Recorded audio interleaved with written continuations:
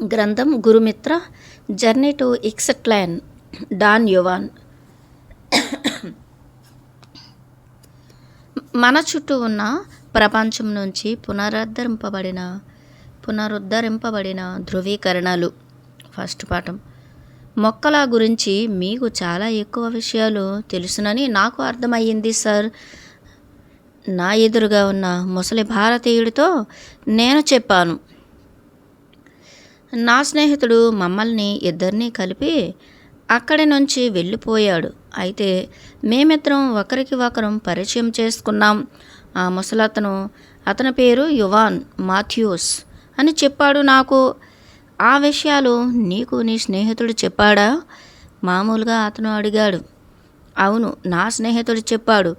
నేను మొక్కల్ని ఎంచుకుంటాను, లేదా బహుశా వాటిని ఎంచుకునేటట్లుగా అవి నాకు అనుమతిస్తాయి. అతను మృదువుగా అన్నాడు. అరిజోనాలోని బస్ డిపోలోని వెయిటింగ్ రూమ్లో మేము ఉన్నాం. నేను డాన్ యువాన్ ప్రశ్నలు అడగడానికి డాన్ యువాన్ నాకు అనుమతిని ఇవ్వగలరా అని చాలా మామూలు స్పానిష్ భాషలో నేను అతన్ని అడిగాను. కొన్ని ప్రశ్నలు అడగడానికి జెంటిల్మెన్ కాబాలిరో నాకు అనుమతి ఇవ్వగలరా? నేను అన్నాను.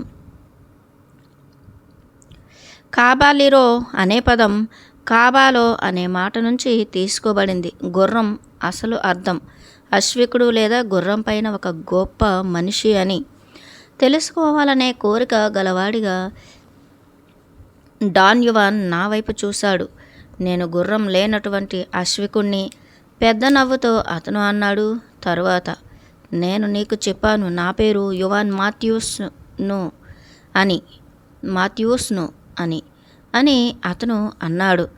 అతని నవ్వు నాకు నచ్చింది. అతను స్పష్టంగా సూటిగా మాట్లాడటాన్ని ఇష్టపడవచ్చు అనుకున్నాను. కనుక ఒక అభ్యర్థనతో అతనితో నిస్సంకోచంగా వ్యవహరించవచ్చు అని నిశ్చయించుకున్నాను.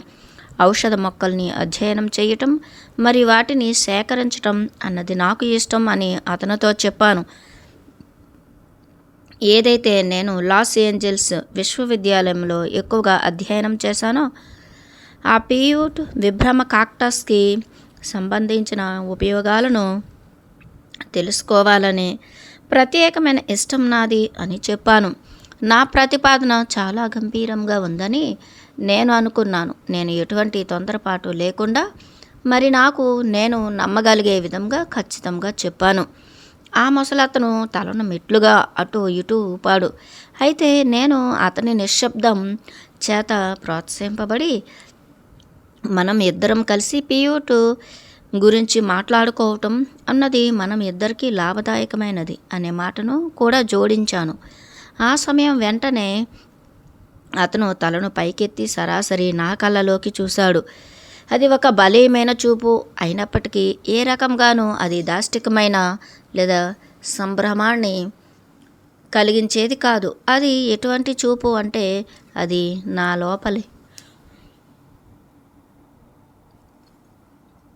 లోపలి నుంచి వెళ్ళిపోయింది. ఒక్కసారి నేను నోరు పేగలకుండా అయిపోయి నా గురించి నేను చేస్తున్న ఉత్సాహవంతమైన ప్రసంగాన్ని కొనసాగించలేకపోయాను.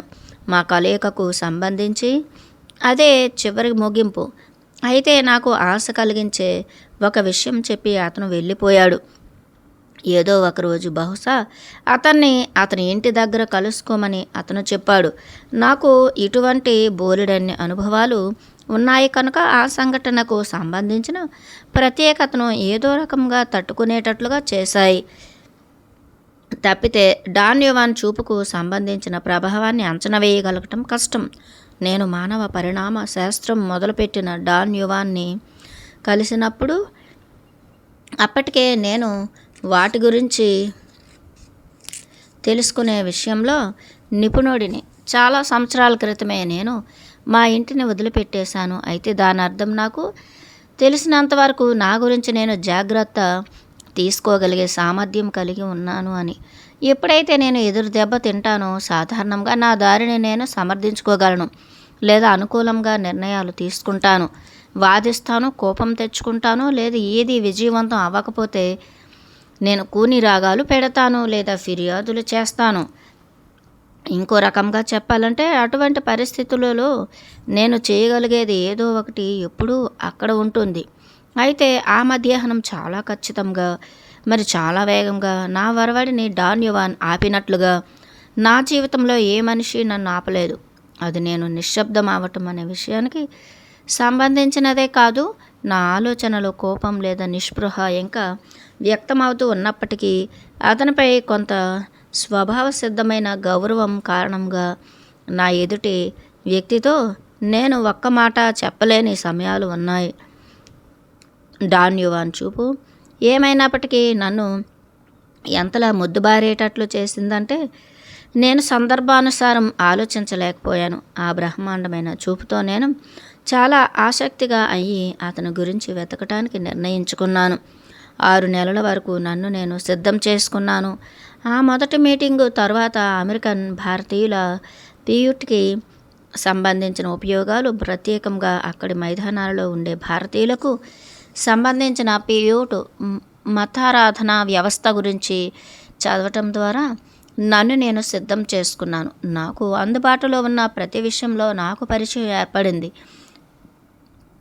అయితే నేను సిద్ధంగా ఉన్నానని భావించి నేను అరిజోనాకు తిరిగి వెళ్ళాను. శనివారం 17 డిసెంబర్ 1960. అక్కడ ఉన్న స్థానిక భారతీయులను చాలా కష్టపడి విచారించిన తరువాత నేను అతని ఇంటిని కనుగొన్నాను. నేను అతని ఇంటికి చేరుకుని అతనిని ఇంటి ముందు కారు పార్క్ చేసేసరికి అప్పుడే మధ్యాహ్నం అయ్యింది. పాల సీసాలను పట్టుకు వెళ్ళే చెక్క పెట్టె మీద అతను కూర్చుని ఉండటం నేను చూశాను. చూడటానికి అతను నన్ను గుర్తుపట్టినట్లు ఉన్నాడు. ఎందుకంటే నేను కారులో నుంచి దిగిన వెంటనే అతను నన్ను పలకరించాడు. కొంతసేపు మేము సామాజిక మర్యాదలు ఇచ్చిపుచ్చుకున్నాం. సాధారణ మాటల్లో మేము మొదటిసారి కలిసినప్పుడు అతనితో చాలా పొరపాటుగా వ్యవహరించానన్న తప్పును ఒప్పుకున్నాను. పియూట్ మొక్క గురించి నాకు చాలా ఎక్కువ తెలుసునని బుకాయించాను. నిజానికి దాని గురించి నాకేమీ తెలియదు. అతను నా వైపు తేరిపార చూశాడు. అతని కళ్ళు చాలా దయగా ఉన్నాయి. ఈ మన కలయిక గురించి 6 నెలల నుంచి నేను చదువుతూ సిద్ధమయ్యాను. అయితే ఈసారి ఇంతకుముందు కంటే నాకు ఇంకా ఎక్కువ తెలుసు. డాన్ యువాన్ నవ్వాడు. సహజంగానే నేను చేసిన వ్యాఖ్యలో డాన్ యువాన్కి నవ్వు తెప్పించింది ఏదో ఉంది. అతను నన్ను చూసి నవ్వుతున్నాడు. అయితే నేను గందరగోళానికి గురయ్యి మరి తప్పు చేసిన వాడిలా భావించాను.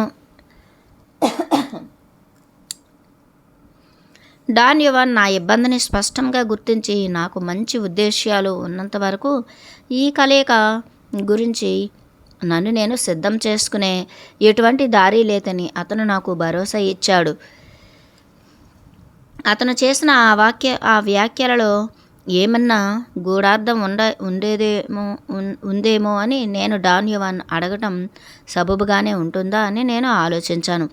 కానీ నేను అడగలేదు. అయినప్పటికీ చూడటానికి అతను నా భావాలను అర్థం చేసుకున్నట్లుగా ఉన్నాడు. అతను అన్న దాని గురించి వివరించడం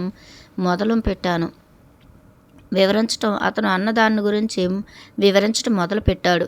నా యొక్క గట్టి ప్రయత్నం అన్నది పూర్వకాలంలో ఒక రాజు ప్రజలను హింసించి చంపేసిన ఒక కథను గుర్తుకు తెచ్చిందని అతను చెప్పాడు. వారికి మాత్రమే సరి అయినదిగా విచిత్ర పద్ధతిలో కొన్ని పదాలను ఉచ్చరించడంపై వారు ఒత్తిడి చేయబడేవారు తప్పితే ఈ కథలో పీడింపబడే ప్రజలు వారిని పీడించే వారి నుంచి వేరుగా ఉండేవారు కాదు. ఆ లోపం అన్నది తప్పకుండా అదొక బహుమతి. కీలకమైన పాయింట్ల దగ్గర ఆ రాజు దారికి అడ్డులను ఉంచి ఆ దారి గుండా వెళ్ళే ప్రతి మనిషిని ఆ ముఖ్య పదాన్ని ఉచ్చరించమని అక్కడుండే అధికారి అడగవచ్చు. ఆ రాజు ఉచ్చరించినట్లుగా ఎవరైతే ఉచ్చరించగలరో వారు బ్రతికొండగలరు. కానీ ఎవరైతే ఉచ్చరించలేరో వారిని వెంటనే చంపేసేవారు. ఈ కథకు సంబంధించిన పాయింట్ ఏంటంటే, ఒకరోజు ఒక యువకుడు ఆ పరీక్షలోని పదాన్ని ఉచ్చరించటం నేర్చుకోవటం ద్వారా ఆ దారికి అడ్డులు గుండా వెళ్ళటానికి అతను సిద్ధం చేసుకున్నాడు. ఆ పదం రాజుకు ఎట్లా ఇష్టమో అట్లా. డాన్ యువాన్ అన్నాడు ఒక విస్తృతమైన నవ్వుతో. వాస్తవానికి అట్లా ఉచ్చరించటంలో ప్రావీణ్యుడు అవ్వటానికి ఆ యువకుడికి 6 నెలలు పట్టింది అని. అయితే ఆ గొప్ప పరీక్షకి సంబంధించిన రోజు రానే వచ్చింది. ఆ మాటను ఉచ్చరించమని అతన్ని అధికారి అడగటం గురించి ఆ యువకుడు చాలా ఆత్మవిశ్వాసంతో ఆ దారికి అడ్డుపెట్టిన చోటు దగ్గరికి వచ్చి ఎదురు చూశాడు. ఈ పాయింట్ దగ్గర చాలా నాటకీయంగా డాన్ యువాన్ అతను చెబుతున్న విషయాన్ని ఆపేసి నా వైపు చూశాడు. అతని విరామం చాలా స్థిరంగా, మరి చూడడానికి చాలా చప్పగా ఉంది. కానీ నేను అట్లాగే కొనసాగాను. ఈ కథకు సంబంధించిన నేపథ్యాన్ని నేను ఇంతకుముందు విన్నాను. జర్మనీలో ఉండే యూదులకు సంబంధించినది. మరి ప్రత్యేకమైన పదాలని వారు ఉచ్చరించటం ద్వారా యూదుడో కాదో ఒకడు గుర్తుపట్టవచ్చు. నాకు దాని పంచ్ లైన్ కూడా తెలుసు. ఆ యువకుడు పట్టుబడిపోతున్నాడు. ఎందుకంటే ఆ అధికారి ఆ ప్రత్యేకమైన మాటను మర్చిపోయాడు. అయితే బదులుగా అట్లాగే ఉండే ఇంకొక మాటను ఉచ్చరించమన్నారు. కానీ ఆ యువకుడు దాన్ని సరిగ్గా చెప్పడం నేర్చలేదు. ఏం జరిగింది అని నేను అడగటం కోసం ఎదురు చూస్తున్నట్లుగా ఉన్నాడు డాన్ యువాన్ చూడటానికి. కనుక నేను అదే చేశాను. అతనికి ఏమైంది? సరళత మరి కథలో ఉత్సాహం ప్రతిధ్వనించేటట్లుగా ప్రయత్నిస్తూ నేను అడిగాను. చాలా జిత్తులు మారైన ఆ యువకుడు అతను అన్నాడు. ఆ అధికారి ఆ ప్రత్యేకమైన మాటను మర్చిపోయాడని గ్రహించి ఆ మనిషి ఏదైనా చెప్పటానికి ముందే అతను 6 నెలల నుంచి సిద్ధం చేసుకున్నాడని నేరాన్ని ఒప్పుకున్నాడు. అతను ఇంకొక విరామాన్ని ఇచ్చి కొంటిగా ప్రకాశిస్తున్న అతని కళ్ళతో నా వైపు చూశాడు. ఈసారి పరిస్థితిని నాకు వ్యతిరేకంగా మార్చాడు. ఆ యువకుడి అపరాధ అంగీకారం అన్నది కొత్త అంశమైతే ఆ కథ ఎట్లా ముగుస్తుందో నాకు ఇంకా ఎంత మాత్రమూ తెలీదు. సరే అయితే అప్పుడు ఏమైంది? నిజమైన ఆసక్తితో నేను అడిగాను. చాలా వాస్తవంగా ఆ యువకుడు వెంటనే చంపబడ్డాడు. అతను అని పగలబడి నవ్వాడు. నా ఆసక్తిని ఎరగా వాడుకున్న అతని పద్ధతి నాకు చాలా బాగా నచ్చింది. అన్నింటికంటే నా స్వంత విషయాన్ని అతను ఆ కథకు అనుసంధానం చేసిన దారి నాకు నచ్చింది.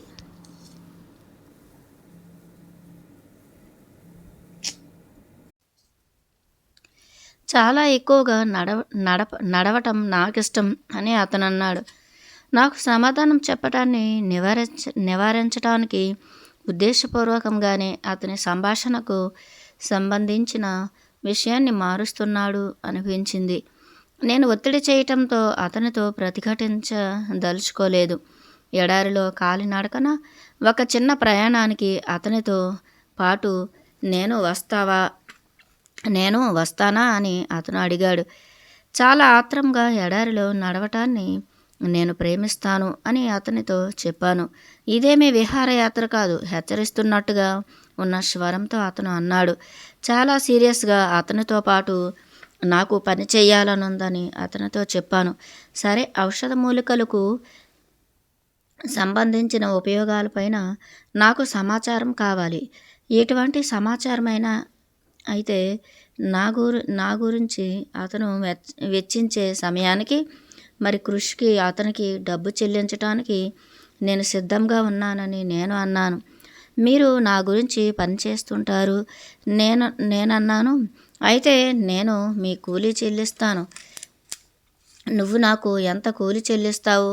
అతను అడిగాడు. అతని గొంతులో కాంక్షకు సంబంధించిన దాన్ని నేను గుర్తించాను. తగినంత అని మీరు ఏదైతే అనుకుంటారో అంతే నేనన్నాను. నా సమయం గురించి నాకు చెల్లించు నీ సమయంతో అతను అన్నాడు. నా సమయం గురించి నాకు చెల్లించు నీ సమయంతో అతను అన్నాడు. అతను చాలా విచిత్రమైన మనిషి అనుకున్నాను. అతను అన్న విషయం నాకు అర్థం కాలేదని నేను అతనితో చెప్పాను.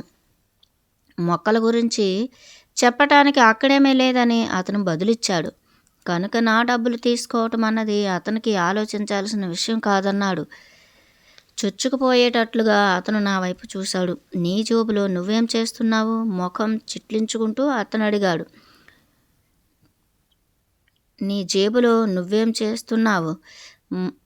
ముఖం చిట్లించుకుంటూ అతను అడిగాడు. నీ పురుషాంగంతో ఆడుకుంటున్నావా? నా చలికోటులో ఉన్న చాలా జేబులలో ఒకానొక దాంట్లో ఉన్న చిన్న రాసుకునే పుస్తకంలో నోట్స్ రాసుకోవటాన్ని సూచిస్తూ అతను అన్నాడు. నేను చేస్తున్న పనిని అతనికి చెప్పగానే అతను మనస్ఫూర్తిగా నవ్వాడు. అతని ముందు వ్రాయటం ద్వారా అతన్ని భగ్నపరచటం ఇష్టం లేదని నేను చెప్పాను. నువ్వు వ్రాసుకోవాలనుకుంటే వ్రాసుకో అతను అన్నాడు. నువ్వు నన్నేమీ భగ్నపరచవు. దాదాపుగా చీకటి పడేంత వరకు మేము చుట్టుప్రక్కలున్న ఎడారిలో నడిచాం. అతను నాకు ఎటువంటి మొక్కల్ని చూపించలేదు. మరి వాటి గురించి అస్సలు మాట్లాడలేదు. కొన్ని పెద్ద పొదల ప్రక్కన విశ్రాంతి కోసం ఒక క్షణం ఆగాం. మొక్కలు చాలా విచిత్రమైన విషయాలు. నా వైపు చూడకుండా అతను అన్నాడు. అవి సజీవంగా ఉంటాయి, మరి అనుభూతి పొందుతాయి. అతను ఆ మాట ఎప్పుడైతే అన్నాడో ఆ మరుక్షణమే గాలి యొక్క బలమైన విసురు మా చుట్టూ ఉన్న ఎడారి పొదలను కుదిపింది. ఆ పొదలు పటపట శబ్దాన్ని చేశాయి. నువ్వు అది విన్నావా?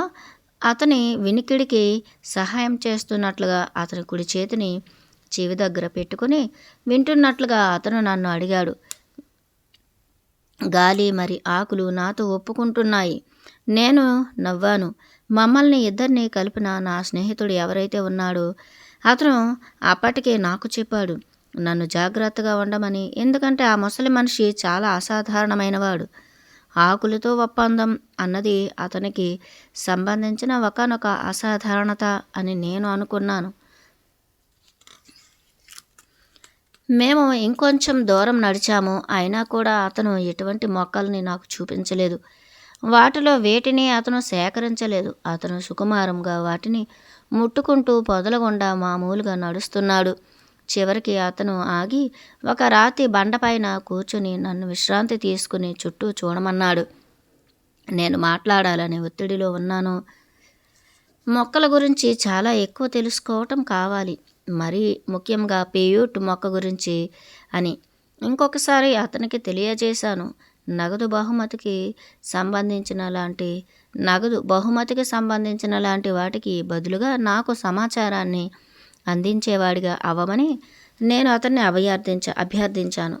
నువ్వు నాకేమీ చెల్లించనవసరం లేదు అతను అన్నాడు. నీకు ఏం కావాలన్నా నువ్వు నన్ను అడగొచ్చు. నాకేం తెలుసో నీకది చెబుతాను. అయితే ఆ తర్వాత దాంతో ఏం చెయ్యాలో నీకు చెబుతాను. ఈ ఏర్పాటుకి నేను ఒప్పుకున్నానా అని అతను అడిగాడు. నేను ఆశ్చర్యపోయాను. తర్వాత అతను ఒక నిగూఢ ప్రకటనను జత చేశాడు. బహుశా మొక్కల గురించి తెలుసుకునేది ఏదీ లేదు, ఎందుకంటే వాటి గురించి చెప్పడానికి ఏమీ లేదు. అతను చెప్పింది లేదా అది చెప్పటం ద్వారా అతను చెప్పదలుచుకున్నది ఏంటో నాకు అర్థం కాలేదు. మీరేమన్నారు? నేను అడిగాను. అతను చెప్పిన ప్రకటనని అతను 3 సార్లు పునరావృతం చేశాడు. అయితే ఒక ఎయిర్ ఫోర్స్ జెట్ ప్లేన్ తక్కువ ఎత్తులో ఎగరటానికి సంబంధించిన శబ్దంతో ఆ మొత్తం ప్రాంతం అంతా కంపించింది. అక్కడ ఇప్పుడే ప్రపంచం నాతో అంగీకరించింది. కుడి చేతిని చెవు దగ్గర పెట్టుకుని అతను అన్నాడు. అతను చాలా ఉల్లాసంగా ఉండటాన్ని చూశాను. అతని నవ్వు త్వరగా మనకి అంటుకుపోయేటట్లుగా ఉంది. మీది అరిజోనానా డాన్యువాన్? నాకు సమాచారాన్ని అందించేవాడిగా అతను ఉండడానికి సంబంధించిన విషయం చుట్టూ ఉన్న సంభాషణ మారిపోకుండా ఉంచే ప్రయత్నంలో నేను అడిగాను. అతను నా వైపు చూసి నిశ్చయాత్మకంగా తలూపాడు. చూడటానికి అతని కళ్ళు అలసటగా ఉన్నాయి. అతని కనుపాప క్రిందున్న తెల్లదనం నేను చూడగలిగాను. మీరు ఈ ప్రాంతంలోనే జన్మించారా? నాకు సమాధానం చెప్పకుండా అతను మళ్ళీ తలూపాడు. చూడటానికి అది నిశ్చయాత్మకమైన సంజ్ఞలాగా ఉంది. అయితే చూడడానికి ఎవరైతే ఆలోచిస్తుంటారో అటువంటి వ్యక్తికి సంబంధించిన బిడియంతో తల కుదపటంలాగా కూడా ఉంది అది. నేను దక్షిణ అమెరికా నుంచి వచ్చాను నేను చెప్పాను. అది చాలా పెద్ద ప్రాంతం. నువ్వు ఆ మొత్తం ప్రాంతం నుంచి వచ్చావా? అతను నా వైపు చూసినట్లుగా మళ్ళీ అతని కళ్ళు చొచ్చుకుపోయేటట్లుగా ఉన్నాయి. నా పుట్టుకకు సంబంధించిన పరిస్థితుల గురించి వివరించటం మొదలుపెట్టాను. కానీ అతను నన్ను అడ్డుకున్నాడు. ఈ విషయంలో మనిద్దరం ఒకటే అతను అన్నాడు.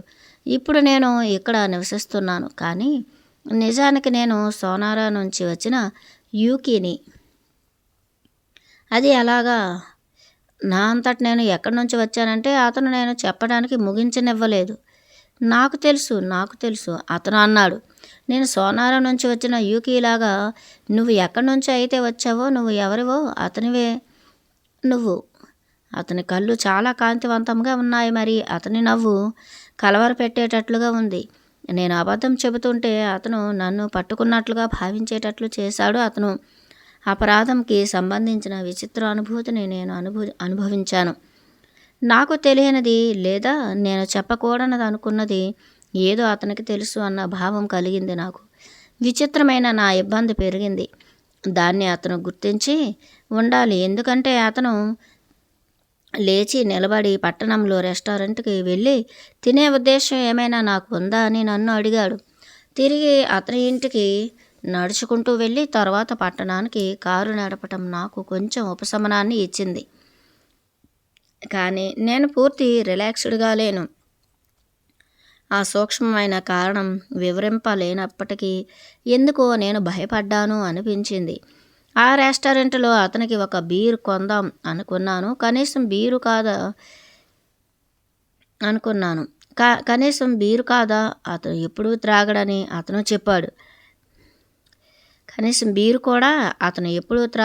అతను చెప్పాడు. నాలో నేను నవ్వుకున్నాను.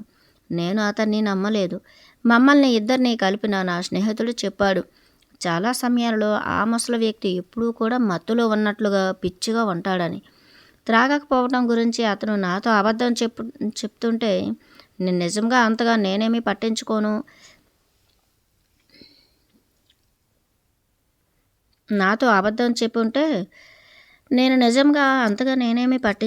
నాకు అతను నచ్చాడు. అతని వ్యక్తిగతానికి సంబంధించి చాలా ప్రశాంతపరిచేది ఏదో ఉంది.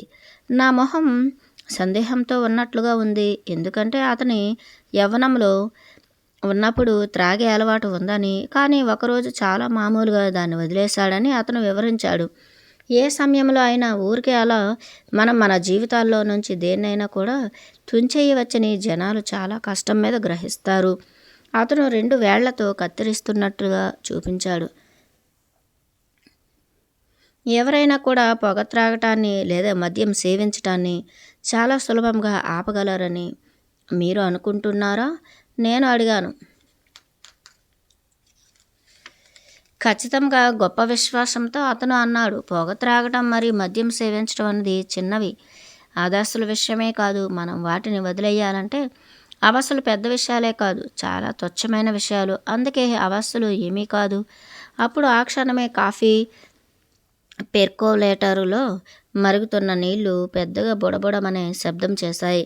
అది విను కళ్ళతో కాంతితో డాన్ యువాన్ అరిచాడు. ఉడుకుతున్న నీరు నాతో అంగీకరించాయి. ఒక మనిషికి అతని చుట్టూ ఉన్న ప్రతిదాని నుంచి అంగీకారాలు వస్తాయి.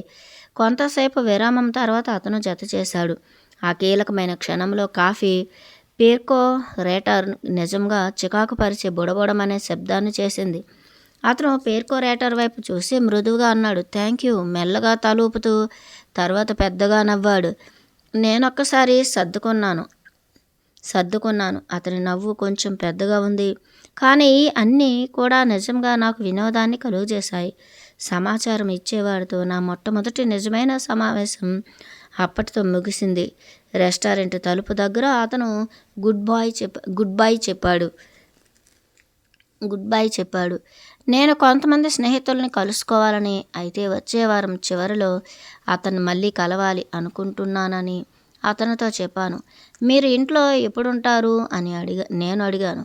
అతను నన్ను పరీక్షగా చూశాడు. నువ్వు ఎప్పుడు వస్తే అప్పుడు అతను బదులిచ్చాడు. నేను ఎప్పుడు వస్తానో ఖచ్చితంగా చెప్పలేను. అయితే మామూలుగా రా, ఏమీ ఆలోచించకుండా. మీరు ఇంట్లో లేకపోతే ఎట్లా? నేను అక్కడే ఉంటా నవ్వుతూ అతను అని అక్కడి నుండి నడుచుకుంటూ వెళ్ళిపోయాడు. నేను అతని వెనకాల పరిగెత్తి అతని ఇంటికి సంబంధించిన ఫోటోలు తీసుకోవటానికి నాతో పాటు కెమెరా తీసుకువస్తే అతనికేమన్నా అభ్యంతరమా అని అతన్ని అడిగాను. ఈ విషయమై మనం ఇంకా ఎప్పుడూ చర్చించవద్దు, చికాకుగా మొహం పెట్టి అతను అన్నాడు. మరి టేప్ రికార్డర్ సంగతి ఏంటి? అది తెస్తే మీరేమన్నా అనుకుంటారా? ఆ అవకాశం కూడా లేనందుకు నేను భయపడ్డాను. నేను సంకటపడి కోపంగా అవ్వటం మొదలుపెట్టాను. మీరు ఒప్పుకోకపోవటానికి ఎటువంటి తార్కిక కారణం నాకు కనబడటం లేదు అని చెప్పాను. డాన్ యువాన్ అభావంగా అతని తలను అడ్డంగా ఊపాడు. దాన్ని మర్చిపో, చాలా ప్రబలంగా అతను అన్నాడు. అయితే ఇప్పటికీ నీకు నన్ను చూడాలనిపిస్తే ఇంకా ఎప్పుడు ఈ విషయం మళ్ళీ చర్చించకు. నేను బలహీనమైన చివరి ఫిర్యాదును ప్రదర్శించాను. నా పనికి ఆ ఫోటోలు మరి రికార్డింగులు అత్యవసరమైనవి అని చెప్పాను. అతను అన్నాడు, మనం చేసే దేనికైనా కూడా అత్యవసరమైనది ఒకే ఒక్క విషయం మాత్రమే ఉంది. దాన్ని అతను ది స్పిరిట్ అని పిలుస్తాడు అని చెప్పాడు. స్పిరిట్ లేకుండా ఒకడు ఏమీ చెయ్యలేడు అతను అన్నాడు. అయితే నీకది లేదు, దాని గురించి చింతించు, అంతేకాని ఫోటోల గురించి కాదు. మీరనేది అతను చేతి సంజ్ఞతో నన్ను అడ్డుకున్నాడు. తర్వాత కొన్ని అడుగులు వెనక్కి వేసి, ఖచ్చితంగా మళ్ళీ తిరిగిరా మృదువుగా చెప్పి అతను గుడ్ బై అని చెయ్యి ఊపాడు. కార్లోస్ కాస్నాడ.